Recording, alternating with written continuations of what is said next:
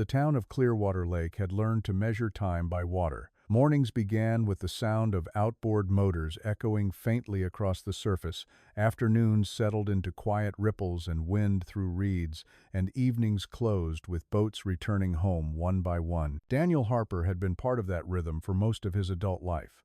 At 42, he wasn't just another fisherman drifting in and out of the marina. He was known, predictable, steady in a way that made people feel safe. He logged his routes, checked weather reports obsessively, and never left shore without double-checking fuel, radio batteries, and safety gear. People joked that Daniel treated every trip like a survival exercise, but that discipline was exactly why no one worried when he went out alone. On the morning he disappeared, nothing felt unusual. The sky was pale and clear, the kind that promised heat later but offered cool calm at dawn. Daniel backed his boat into the water before sunrise, moving through familiar motions without hurry. He wore the same faded jacket he'd worn for years, the one with patched elbows and a zipper that sometimes stuck. His tackle box was organized down to the inch, each lure in its place, lines coiled neatly. Before pushing off, he radioed home, as he always did. His wife listened half awake from the kitchen table, hearing his voice steady and relaxed as he mentioned calm water and good visibility. It was a routine exchange, almost forgettable, the kind that fades into the background of married life. Neither of them knew it would be the last time she ever heard him. Daniel's plan was simple. A few hours on the eastern side of the lake, near a cove he'd fished dozens of times, then home by mid-afternoon. He wasn't chasing anything risky or experimental. He knew the depths, the submerged rocks, the way the wind behaved once the sun climbed higher. Other fishermen saw him out there early, his boat a familiar silhouette against the glassy water. Nothing about that morning suggested danger. The lake looked gentle, cooperative, almost welcoming. By noon, the marina had filled with weekend noise. Boats came and went. Families set up along the shore. Daniel's absence didn't register yet. He wasn't late. He was just out there, somewhere beyond the glare of the sun on water. But as the afternoon wore on, his wife began to notice the quiet. No radio check-in, no sound of his truck pulling into the driveway. She told herself he'd found a good spot, lost track of time. That had happened before, though never often. Daniel didn't like being out past schedule. He believed discipline kept people alive. When the sun dipped lower and shadows stretched across the lake, concern turned sharper. A neighbor mentioned seeing Daniel's boat earlier, drifting near the eastern cove, engine running. At first, that didn't sound alarming. Then the details settled in. Drifting, engine idling. No one aboard. Local authorities reached the boat just before dusk. It bobbed gently, rocking in small, patient waves, as if waiting for someone to return. Everything about it looked wrong precisely because nothing looked damaged. The hull was intact. The fuel tank was nearly full. The ignition was still on. Daniel's fishing rods were secured in their holders. His tackle box was closed. His phone wasn't there, but that wasn't unusual. He often kept it in his jacket. The most unsettling detail was the life jacket, folded neatly where it always sat. Daniel never moved without it if he thought there was even the slightest risk. There were no signs of a struggle, no blood, no torn fabric. No indication that anyone else had been on board. The lake around the boat was calm, giving nothing away. It was as if Daniel had simply stepped off and vanished. Officers exchanged quiet looks, aware that accidents usually left traces. People slipped. People fell. They reached for something, knocked something loose. Here, everything remained orderly, untouched. Word spread quickly through Clearwater Lake. The marina went silent in a way it hadn't in years. Boats that were still out on the water began returning earlier than planned. People gathered in small groups, scanning the horizon, hoping to see Daniel's familiar figure wave from a distance. His wife stood near the shoreline, watching the boat being towed in, trying to understand how a man so careful could disappear without a sound. Search crews moved fast while there was still light. They combed the shoreline near the eastern cove, calling his name into the growing darkness. Divers prepared to go in at first light, though the water there was deep and uneven. As night settled, the lake changed character. The same surface that had looked peaceful that morning now felt heavy and closed, reflecting only fragments of moonlight. The absence became louder than any noise the town had ever known. Daniel's reputation worked against simple explanations. He wasn't reckless. He didn't drink on the water. He didn't take unnecessary chances. Investigators considered the obvious possibilities: a sudden medical event, a misstep, a freak accident, but each one felt incomplete when placed against the evidence. If he'd fallen, why leave the engine running? Why leave the life jacket untouched? If he'd jumped in voluntarily, why do it without telling anyone, without securing the boat? As the hours passed, the search turned methodical. Grid patterns were planned, sonar equipment was prepared, every decision was logged, every movement noted. This wasn't treated like a routine missing person call. It was treated like something that had already crossed into the unknown. Daniel Harper hadn't just gone missing.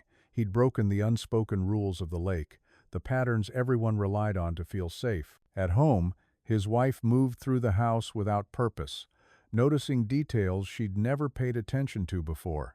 His boots by the door, a note on the counter reminding himself to pick up line weights later that week. Ordinary objects that now felt like evidence of a life paused mid-sentence. She replayed his voice from that morning in her head, searching for anything she might have missed. There was nothing, no hesitation, no warning. By midnight, searchlights traced slow arcs across the water. The lake offered no answers. It held its shape, its silence, refusing to reflect the panic gathering around it. The town stayed awake, held together by shared unease. Everyone understood that if someone like Daniel Harper could disappear under these conditions, then familiarity meant nothing. As dawn approached, exhaustion settled in, but no one left. The first 24 hours are supposed to be the most critical. Everyone knew that. They waited for the lake to give something back, a jacket, a hat, anything but the surface stayed clean, empty, indifferent. And as the sun rose over Clearwater Lake, lighting the same water Daniel had trusted hours before, the question that would haunt the town for years took its first solid shape. If nothing had gone wrong, then something else had.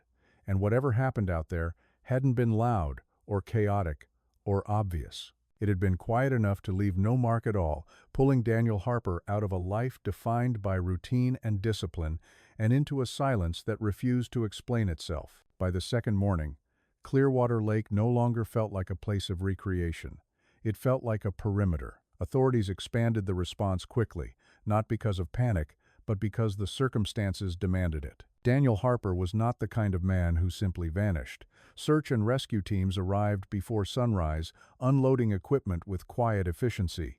Dive units checked oxygen tanks and communication lines. Sonar technicians calibrated their screens. Deputies began walking the shoreline in overlapping paths, eyes trained on reeds, rocks, and shallow water. Everything about the operation followed established protocol, the same procedures used dozens of times before on this lake and others like it. And yet, from the first hours, there was an unspoken understanding that this search was different. The divers entered the water near the eastern cove, where Daniel's boat had been found. The lake floor there was uneven, scattered with old branches, fishing debris, and pockets of silt that reduced visibility to inches. It was the kind of environment where bodies were usually located quickly, especially when the entry point was known. The teams moved slowly, methodically, hands sweeping through cold water, marking every obstacle and clearing it from consideration. They surfaced hours later with nothing. No fabric, no equipment, no sign that a human body had ever passed through that space. Sonar sweeps followed, grid by grid, covering the lake in a pattern so thorough it bordered on obsessive. Operators watched screens for irregular shapes, anything that didn't belong.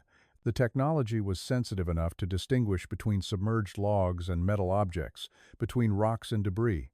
Over and over, anomalies appeared and were investigated, only to be ruled out. Each pass narrowed the margin for error, and with it, the number of explanations that made sense. Above the water, helicopters traced slow arcs, their shadows cutting across the surface as observers scanned for disturbances or floating debris. Shoreline teams knocked on doors, spoke to homeowners with docks, asked fishermen and kayakers what they had seen. The answers were frustratingly consistent.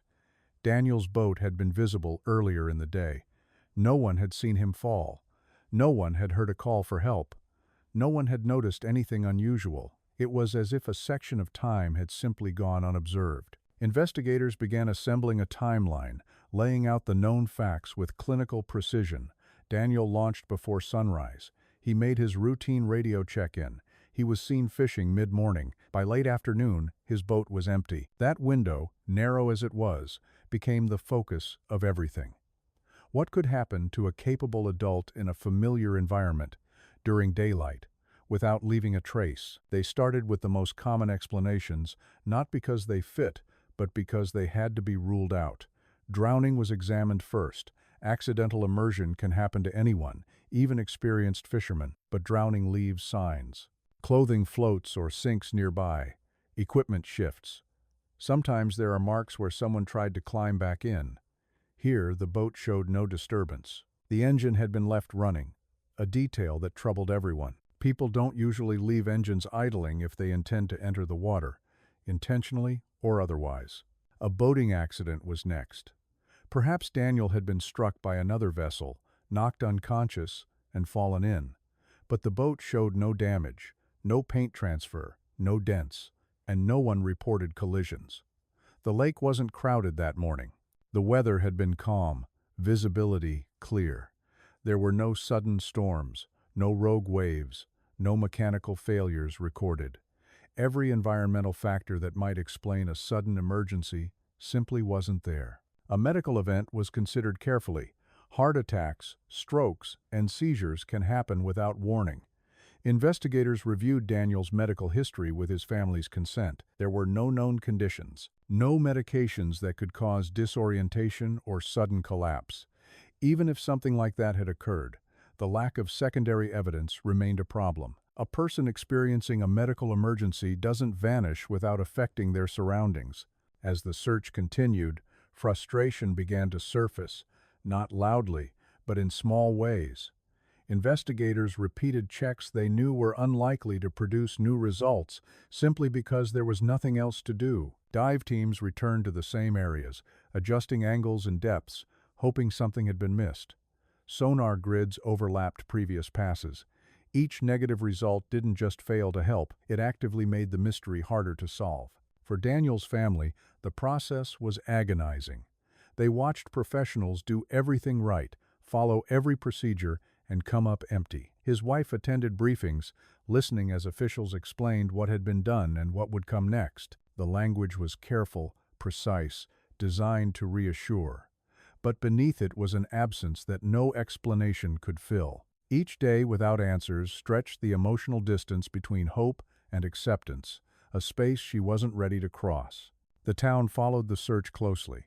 People gathered at the lake's edge, bringing food to volunteers, offering help that wasn't needed but felt necessary. There was a sense of collective disbelief. Clearwater Lake was known. It was measured, mapped, fished, swum. People raised families around it. The idea that it could simply swallow someone without explanation didn't sit easily, and yet, that was exactly what seemed to be happening. As days passed, the operation scaled down in visible ways, but intensified in analysis.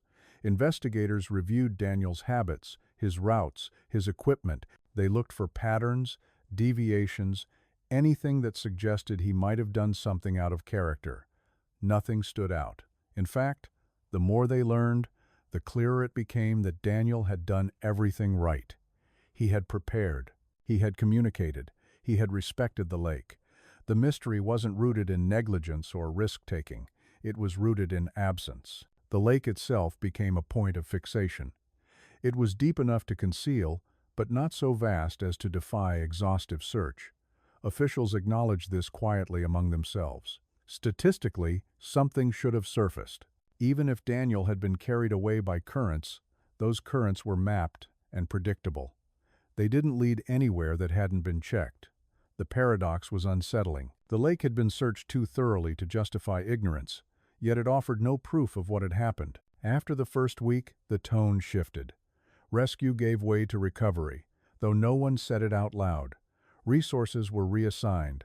Dive operations became less frequent. Helicopter flights were reduced. The shoreline was still monitored, but the urgency had dulled, replaced by routine. For the family, That transition was devastating. It felt like the world was slowly agreeing to move on without Daniel, even though there was nothing to move on from. Investigators documented everything, closing loops, filing reports that ended with unanswered questions. They knew the case would remain open, but open cases have a way of receding into the background unless something new forces them forward. In Clearwater Lake, life resumed around the search area. Boats returned to the water. Children played near the shore. The lake absorbed the activity without comment. By the time authorities officially acknowledged that no further physical evidence was likely to be found, the mystery had hardened into something else. It was no longer about where Daniel was. It was about how someone could disappear under conditions designed to prevent exactly that. The lake had given no sign of struggle, no indication of violence, no proof of accident.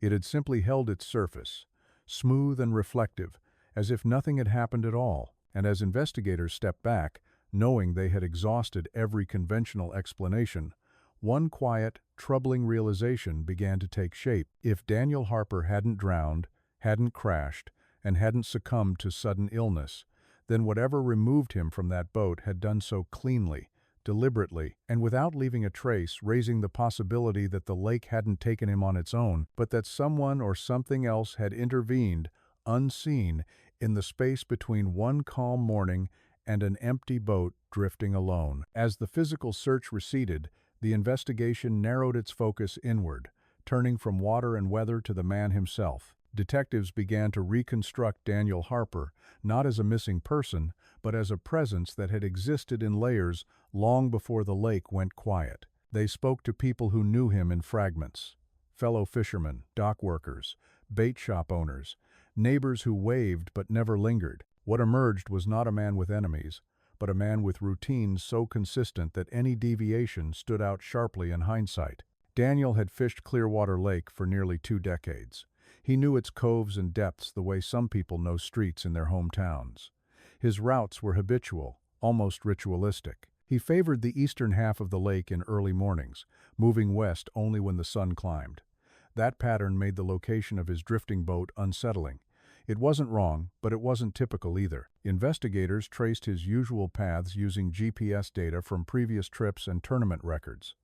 The deviation was subtle, but it existed. Financial records offered little at first. Daniel's accounts were stable. No unexplained withdrawals. No debts that hinted at desperation. But there were small transactions that caught an analyst's attention. Payments for fuel at a marina he rarely used. Cash purchases at a hardware store near the lake's northern edge. None of it was illegal or dramatic. It was simply inconsistent with a man who valued predictability. Friendships were examined next. Daniel was respected but reserved, known for keeping conversations practical.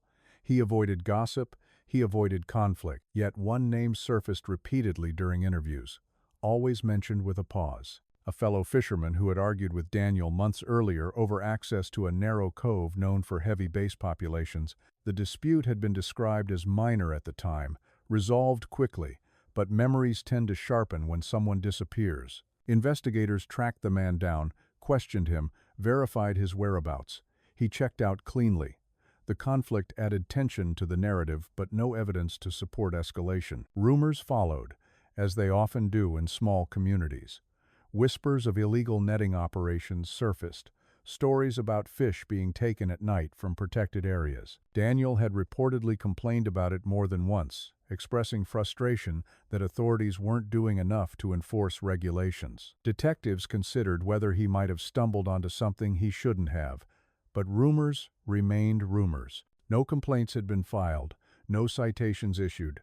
The lake's quiet held firm. The most unsettling details came from Daniel's wife, offered hesitantly, as if she worried they might reflect poorly on him.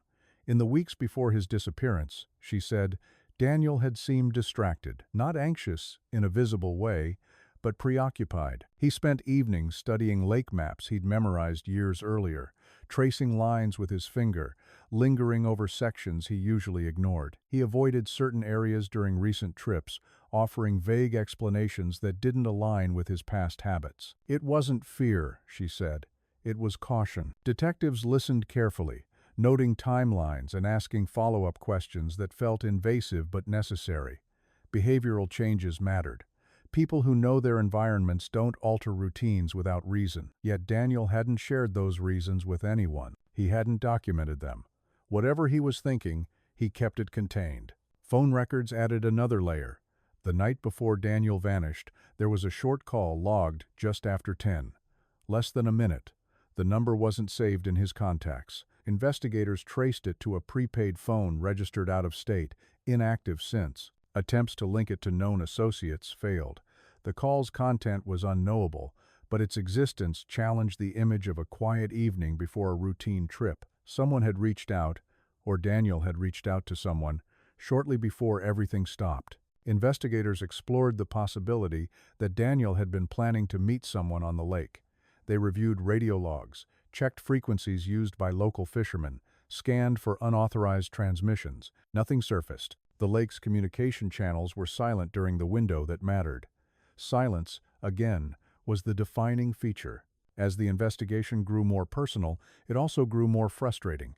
Each lead suggested awareness, anticipation, or concern on Daniel's part, but none explained disappearance. It was as if he had sensed a problem without understanding its shape. Detectives debated theories quietly among themselves. Had Daniel uncovered something dangerous? Had he arranged a meeting that went wrong? Or had he been acting on a misinterpretation, seeing threats where none existed? The absence of struggle on the boat complicated everything. If Daniel had expected confrontation, why leave his life jacket untouched? Why keep the engine running? These details argued against panic, against surprise. They suggested interruption rather than escalation. A moment cut short before it could turn violent or defensive. Investigators re-examined the boat itself, this time not for physical evidence, but for context. The placement of gear, the orientation of the vessel, the direction it drifted. Small details were measured and remeasured. The engine's idle speed, the anchor's position. Everything spoke of a man who had not intended to leave.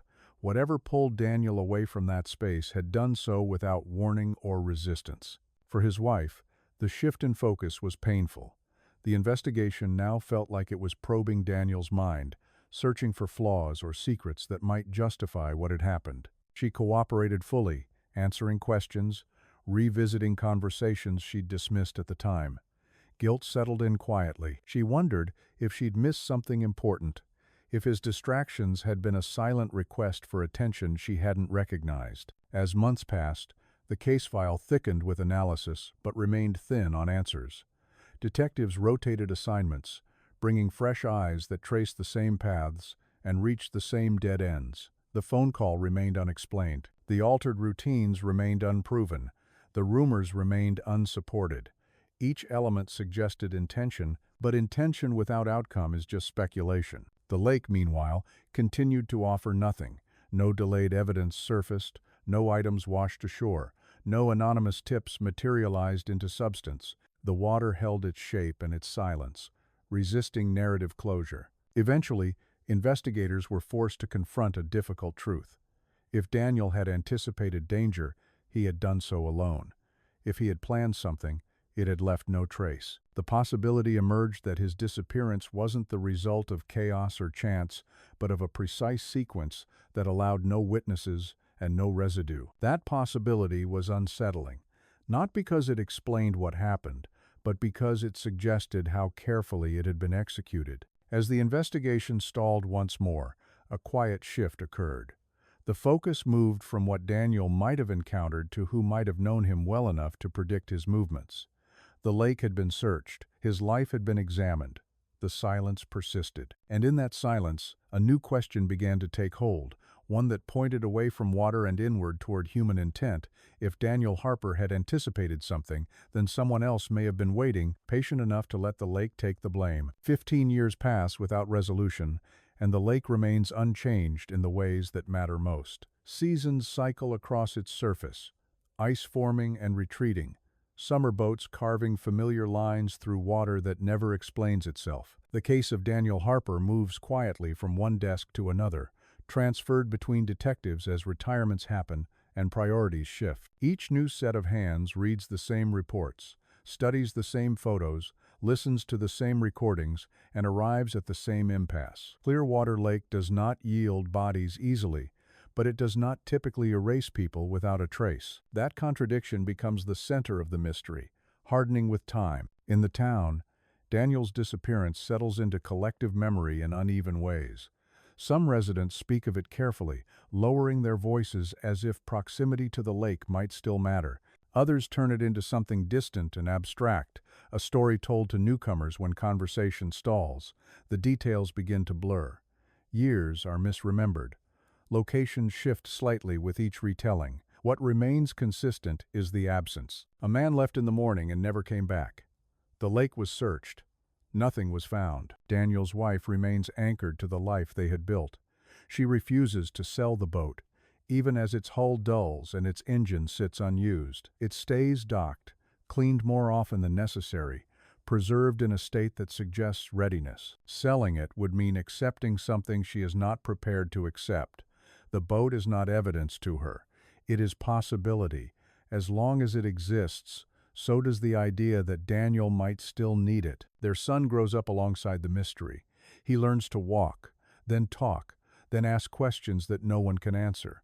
Photographs of his father become artifacts rather than memories. He knows Daniel through stories and habits passed down secondhand. Fishing trips never happen, but the lake becomes part of his childhood anyway, an omnipresent reference point that shapes his understanding of absence. He watches his mother wait in quiet ways, noticing how anniversaries change her, how certain sounds on the water make her pause. Closure is something he hears adults talk about but never sees. Investigators revisit the case periodically, often prompted by technological advances or administrative reviews. Sonar equipment improves, capable of mapping the lakebed in greater detail than ever before. Dive teams return, retracing grids established years earlier, confident that if something was missed, it will be found now. Each operation is thorough, documented, and ultimately unproductive. The lake floor is charted and recharted, revealing debris, rock formations, and the occasional sunken log. No human remains appear. No weighted objects surface. The data confirms what has already become painfully clear. If Daniel entered the water, he did not stay there. Environmental maintenance brings another wave of hope. Portions of the lake are dredged to improve water quality and shoreline stability.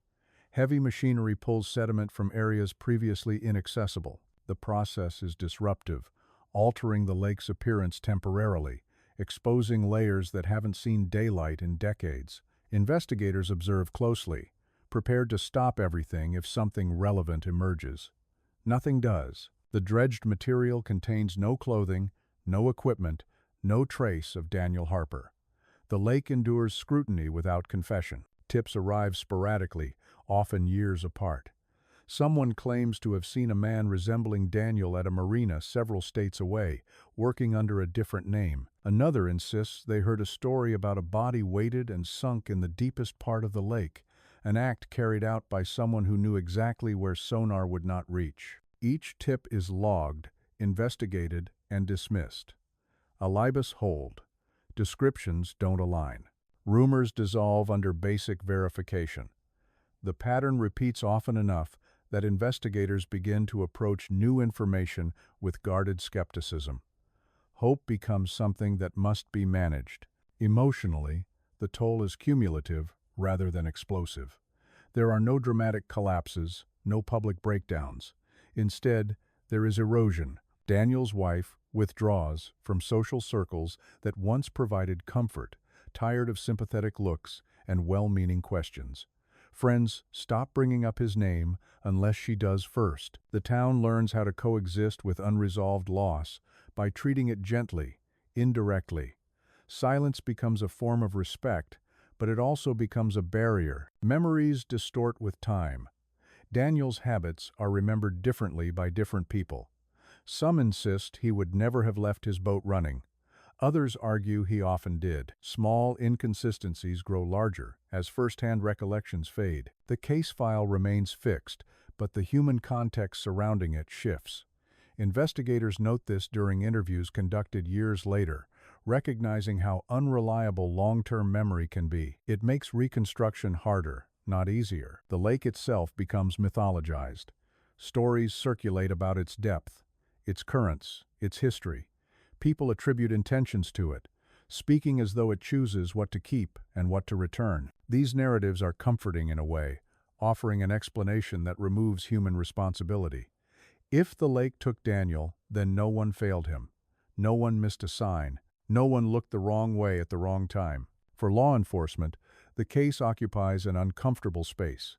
It is neither solved nor entirely inactive. It exists as a reminder of limits.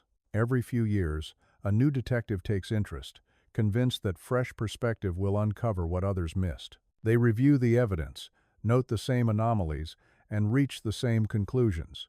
The disappearance defies standard categories.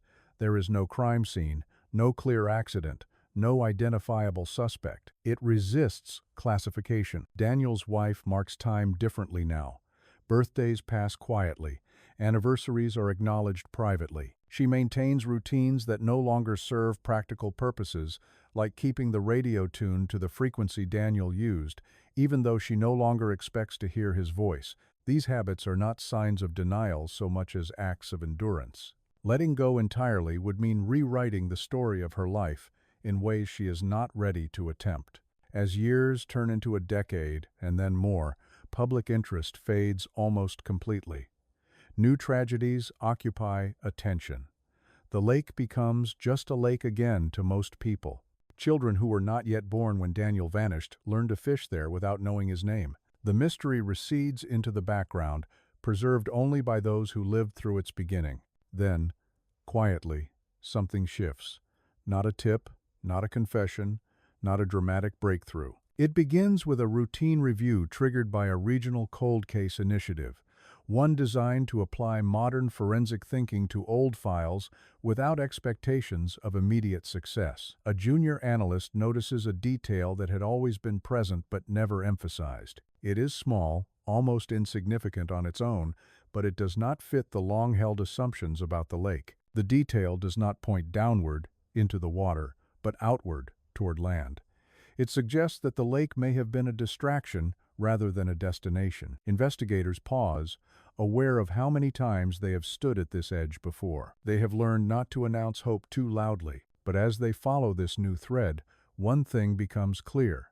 After 15 years of still water, the silence may finally be breaking, not because the lake is ready to speak, but because someone else left something behind, waiting to be noticed. The drought arrives quietly at first, announced by receding shorelines and exposed rocks that haven't seen air in decades. Clearwater Lake lowers itself inch by inch, revealing scars and contours long hidden beneath the surface. Locals notice the change in practical ways: boats scraping bottoms near docks, marinas closing early, familiar routes becoming unreliable. For investigators, the shrinking waterline carries a different weight. Extreme environmental changes have a way of disturbing what time has carefully concealed. 15 years after Daniel Harper vanished, the lake is finally changing in a way no search ever forced it to. It is a hiker who finds it, someone with no connection to the case and no reason to be looking for answers. He is navigating along a newly exposed stretch of shoreline near the eastern edge of the lake, an area once marked on maps but rarely visited because it sat beneath deep water for most of the year. What catches his attention is not dramatic, just a rusted edge protruding from mud and stone, wedged tight against a jagged rock formation. At first, it looks like debris, the kind of thing lakes accumulate over time, but the shape is deliberate, rectangular. Hingel. The tackle box resists when he pulls at it, suctioned by years of sediment. When it finally comes loose, it does so with a sound that feels too loud for the quiet shoreline. The box is corroded, its latch stiff with rust, but intact. Inside, the contents are waterlogged and stained, yet unmistakable. A folded fishing license, its ink blurred but legible enough to reveal a name. Daniel Harper, a GPS unit with a cracked screen and corroded battery compartment. And beneath them, a knife, its handle worn smooth, initials engraved deeply enough to survive 15 years submerged. The hiker does what people are supposed to do in these moments. He leaves everything as it is and calls authorities. When law enforcement arrives, the mood is controlled but unmistakably tense. Even before verification, they understand the significance. Daniel's gear was never recovered. Not from the boat, not from the lake. These items were missing from the very beginning, an absence that had never been explained. Now, they are here, not scattered or damaged beyond recognition, but together, contained, placed. The tackle box is transported carefully, documented and logged, as if time itself were a fragile contaminant. Forensic teams work methodically, aware that water preserves some things while destroying others. The fishing license confirms identity without question. The knife is traced back to a purchase Daniel made years earlier, its engraving matching family photographs. The GPS unit proves more challenging. Powering it on is impossible. Corrosion has claimed most of its internal components. But data extraction specialists know that even damaged devices sometimes retain fragments of memory, ghost impressions of their last use. It takes weeks. Expectations are kept deliberately low. When the data finally yields something usable, it is incomplete, fragmented, but enough. A single waypoint appears, time-stamped on the morning Daniel disappeared. It is not where his boat was found. It is not along his usual fishing routes. It sits far from the eastern cove, tucked near a narrow inlet marked on old maps as unstable, dangerous for navigation, and unofficially avoided by locals who knew the lake well. This detail changes everything. Investigators revisit assumptions that have governed the case for 15 years. The idea that Daniel fell into the water near his boat no longer holds. The presence of his personal items so far from the boat suggests movement, intention. The tackle box was not scattered by an accident. It was contained, secured.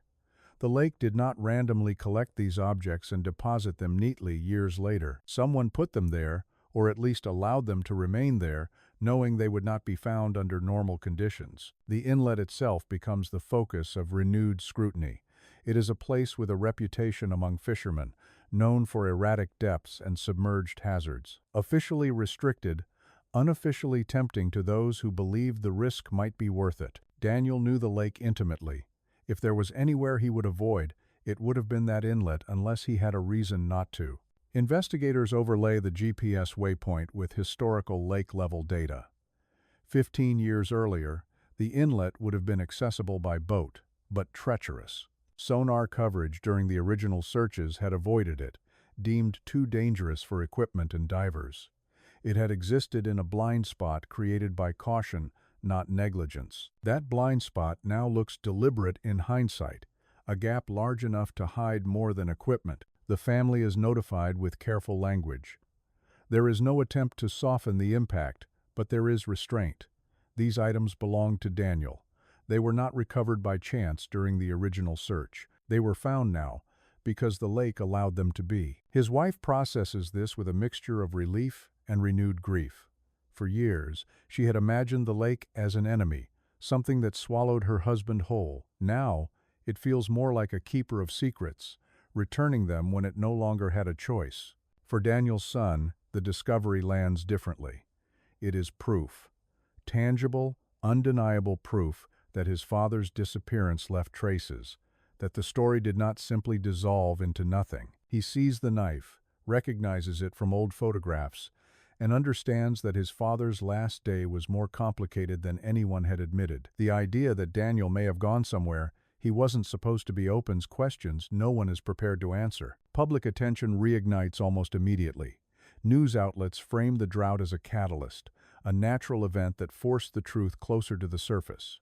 But investigators resist that narrative internally. The lake did not give this back out of generosity. It held onto it, preserved it, waited. The question now is not whether Daniel entered the lake, but why his belongings ended up where they did and what happened after. The tackle box itself offers subtle clues. Its latch was closed deliberately. The items inside were arranged, not jumbled. There is no silt inside, no evidence it was open underwater. This suggests it was sealed before being submerged, placed rather than dropped. The GPS unit's final waypoint reinforces that impression. Daniel went to that inlet on purpose, or he was taken there. Investigators begin reconstructing the timeline again, this time without the lake as the assumed endpoint. Witness statements are re-examined. The mid-morning sighting of Daniel's boat now feels more significant. If the boat was left idling intentionally, it could have been meant to suggest an accident, a disappearance consistent with drowning. The neat arrangement of his gear on board suddenly reads as staging rather than habit. The restricted inlet is searched on foot now, something impossible 15 years earlier. Exposed mud reveals impressions, old scars in the terrain that don't match natural erosion. There are signs of previous human activity, flattened areas, remnants of rope fibers embedded in dried sediment, metal fragments too corroded to identify immediately. None of it is definitive on its own, but together, it paints a picture of use, not chance. The realization settles slowly but firmly among investigators. The lake did not take Daniel Harper. It was used. His disappearance was not a mystery born of nature, but one shaped by human decision-making, exploiting what the lake could hide and what it could mislead people into believing. For 15 years, attention had been focused downward, into the water, while the truth waited just beyond the shoreline. As forensic teams prepare to expand the search beyond the inlet, into areas never formally examined, there is a renewed sense of urgency tempered by caution. They have learned how easily assumptions can calcify into obstacles. The drought has exposed more than land. It has exposed the limitations of the original investigation, the comfort of believing the lake was responsible. The final waypoint on the GPS is not an answer. It is an invitation, one that points away from the water and towards something far more unsettling.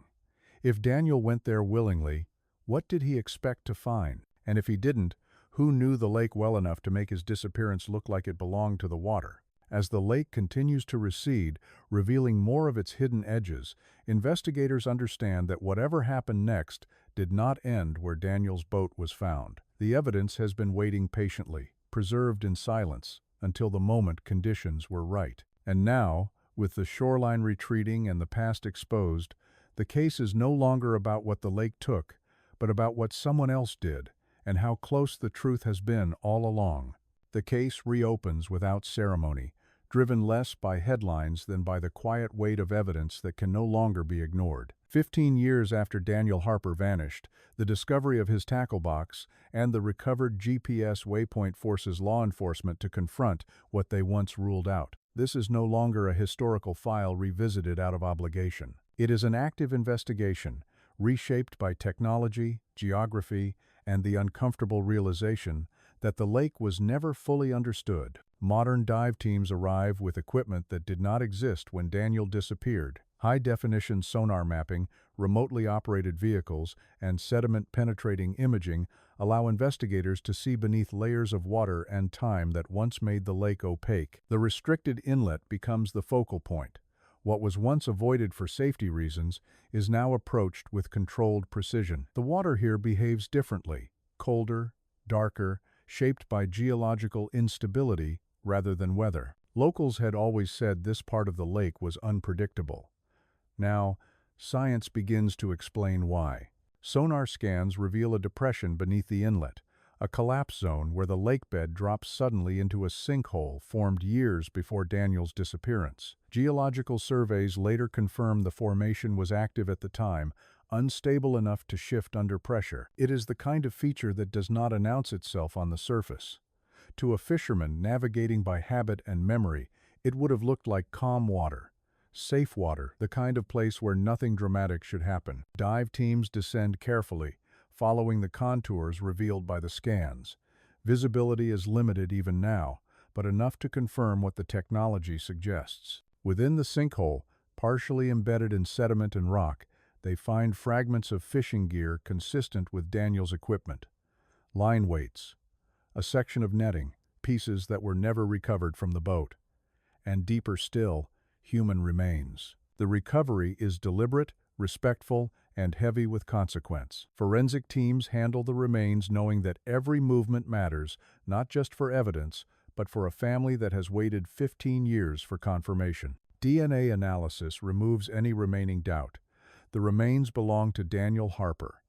The lake, which held him without explanation for so long, has finally released him. What follows is not relief in any simple sense.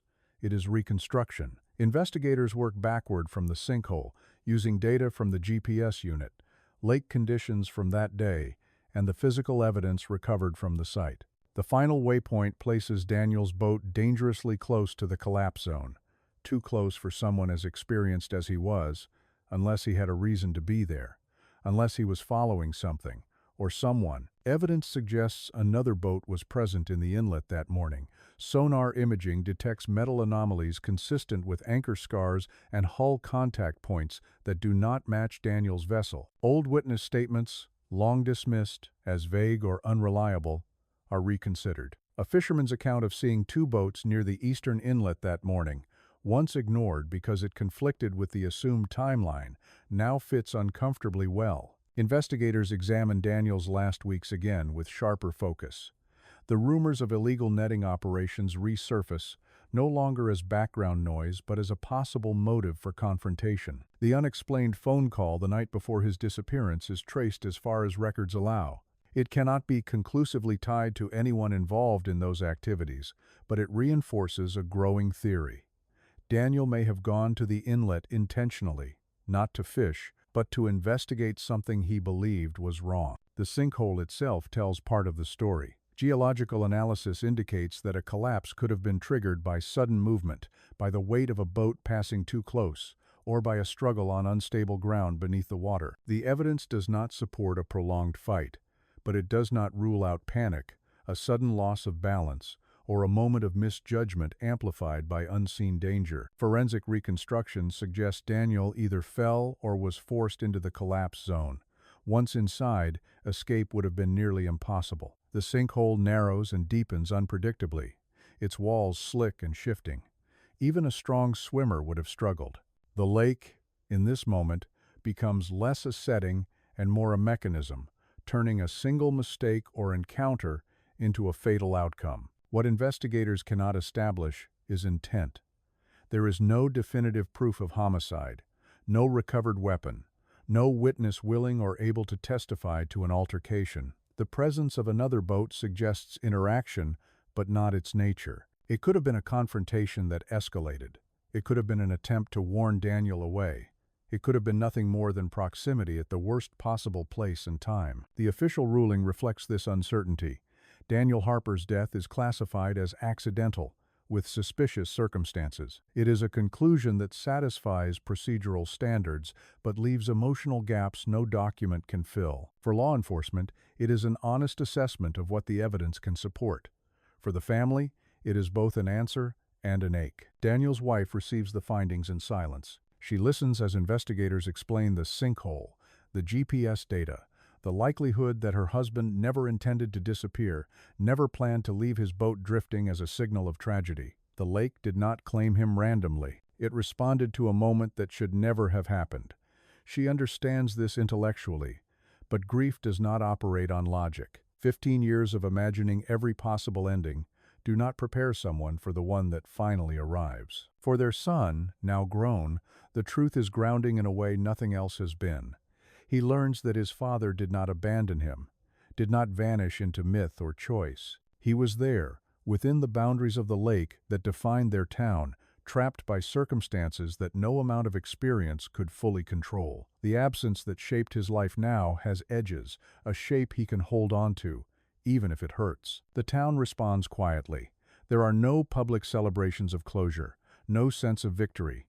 Daniel's disappearance had become part of the lake's identity, a story told carefully, respectfully. Now, it is replaced with something heavier. Not a mystery, but a lesson in how easily certainty can be misplaced, how familiar places can conceal risks no one wants to see. The lake itself looks unchanged. Its surface returns to normal as water levels rise again, reclaiming the exposed shoreline. The inlet disappears back into shadow, its dangers hidden once more. But for those who know the story, the water feels different. Not malevolent, not alive, but patient. It did not erase Daniel. It held him, preserved the truth long enough for it to be found when the conditions were right. In the end, there is no arrest, no courtroom resolution. The person who may have been with Daniel that morning is never conclusively identified. If they exist, they carry their knowledge alone. Justice, in its traditional sense, remains out of reach. What the family receives instead is certainty and the quiet burden that comes with it. The final understanding is simple and unsettling. Daniel Harper never left the lake. He did not vanish into legend or possibility. He was there the entire time, beneath the surface, in a place no one thought to look because they believed they already had. The lake did not speak sooner because no one was asking the right questions. When it finally did, it spoke through drought, through rusted metal, through a GPS signal frozen in time. 15 years of silence, and not with answers that feel complete, but with truth that feels earned. The lake kept its secret until it could no longer hold it. And when it finally gave Daniel back, it did so without drama, without apology, leaving behind a reminder that some mysteries are not unsolved because they are impossible, but because they are waiting.